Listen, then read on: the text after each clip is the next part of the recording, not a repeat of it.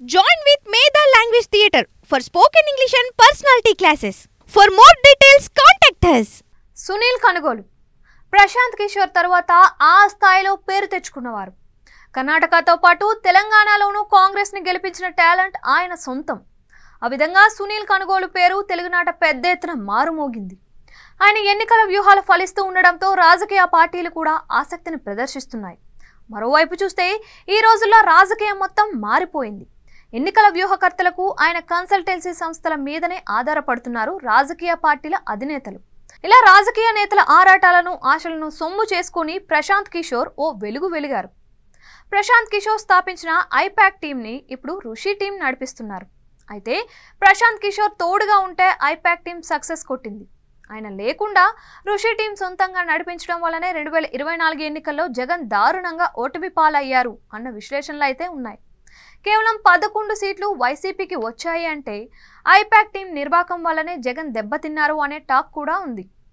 I-PAC team వల్ల 2019లో 151 సీట్లు సాధించామని జగన్ నమ్మి అదే టీం చెప్పిన సూచనలు అన్నీ పాటించారు. ఇలా కేడర్ని దూరం చేసుకున్నారు. దాంతో ఘోర ఓటమి దక్కింది. ఇప్పుడు పార్టీకి పట్టుకొమ్మలాంటి కేడర్ దూరం అయ్యారు. అలాంటి కేడర్ని మళ్ళీ యాక్టివ్ చేయడం అంటే చాలా పెద్ద పని. 2019 ఎన్నికలకు ముందు నియోజకవర్గాల బాధ్యతలను యువతకు ఇచ్చి ఇన్ఛార్జీలుగా నియమిస్తే వారు ఎంతో కష్టపడి కేడర్ని డెవలప్ చేశారు. అలా బలమైన కేడర్ ప్రతి నియోజకవర్గంలో తయారైంది. అయితే ఎన్నికల్లో సీట్లు వారికి ఇవ్వకుండా వేరే వాళ్ళకి ఇచ్చిన జగన్ వేవ్లో గెలిచారు. అలా గెలిచిన వారు ఎవరు కేడర్ని ఏమాత్రం పట్టించుకోలేదు. అలా వైసీపీ కేడర్ పూర్తిగా నిస్తేజమైంది. మరోవైపు చూస్తే చంద్రబాబు కూడా తన పార్టీ కేడర్ని 2024 ఎన్నికలకు ముందు యాక్టివ్ చేసుకోవడానికి రాబిన్ శర్మ ఇచ్చిన సలహాలు సూచనలు పాటించారు. టీడీపీ అయితే ఐటీడీపీ అని ఒకదాన్ని నడిపింది. దానికి శాలరీలు కూడా ఇచ్చి జగన్ని బాగా టార్గెట్ చేసి జనంలో వైసీపీ ఇమేజ్ని డ్యామేజ్ చేశారు. మొత్తానికి అలా అధికారాన్ని సాధించారు. ఈ నేపథ్యంలో వైసీపీకి కూడా కేడర్తో పాటు అన్ని విధాలుగా యాక్టివ్ కావాల్సి ఉంది. దాంతో కర్ణాటక తెలంగాణలలో కాంగ్రెస్ని గెలిపించిన సునీల్ కనుగోలు వైపు వైసీపీ చూపు పడింది అని టాకు. తెలంగాణలో 3వ స్థానంలో ఉన్న కాంగ్రెస్ని గెలిపించి అధికారంలోకి తెచ్చిన ఘనత సునీల్ కనుగోలుకే దక్కుతుంది. ఐపాక్తో వైసీపీకి కటిఫ్ అయింది. ఒక విధంగా ఋషి టీం కనుమరుగు అయింది కాబట్టి వైసీపీ సునీల్ కనుగోలు సేవలను వాడుకోవాలని చూస్తోంది అని వినిపిస్తోంది. సునీల్ కనుగోలు ఇప్పుడు సక్సెస్ ట్రాక్ మీద ఉన్నారని కూడా ఆయన మీద హోప్స్ పెట్టుకుంటున్నారు. ఈ ఆలోచన రాగానే బెంగళూరులో జగన్ సునీల్ కనుగోలుని పిలిపించుకొని మాట్లాడారు అని, ఆయనతో పూర్తిగా అన్నీ చర్చించారు అని ప్రచారం అయితే సాగుతోంది. నిస్తేజంలో ఉన్న వైసీపీ కేడర్ని మళ్ళీ యాక్టివ్ చేయాలన్నది వైసీపీ ప్లాన్. ఈ విషయంలో సునీల్ కనుగోలు పూర్తిగా ఆరితేరిన వారు కావడంతో ఆయనతో ఒప్పందానికి వైసీపీ చూస్తోంది అని అంటున్నారు.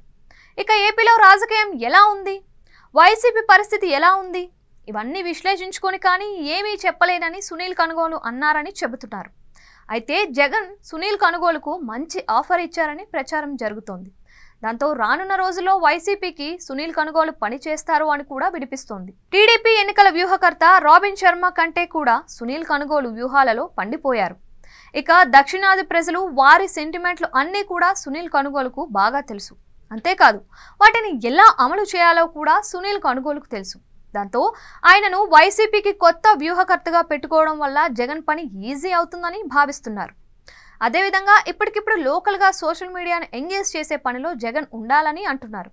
కంటెంట్ క్రియేట్ చేస్తే సోషల్ మీడియాలో పాజిటివ్గా కానీ నెగిటివ్గా కానీ స్ప్రెడ్ అవుతుంది. అలా ఏ న్యూస్ కంటెంట్ అయినా జనంలో వైరల్ అవుతున్నప్పుడే జగన్కి మైలేజ్ వస్తుంది అన్న సూచనలు కూడా అందుతున్నాయంట.